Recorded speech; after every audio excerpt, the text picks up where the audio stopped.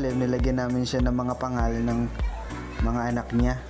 Akala ko maliit lang ipapalagay nito ni ma'am. Kasi print ko, mga size lang ng 3x4.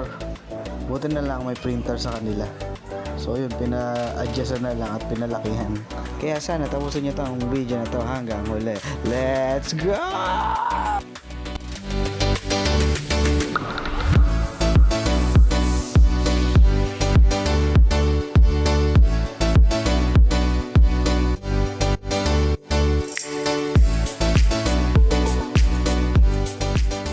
At eto na nga, kinalabasan ng paghihirap ni ma'am. A total of 2.5 hours. Sabi ko, wag masyado nyo magagalaw, baka biglang lumipad yung paru-paro. At yun lamang po para sa araw na to mga master. Don't forget follow, like, and share my videos mga master. Yun lamang po at paalam!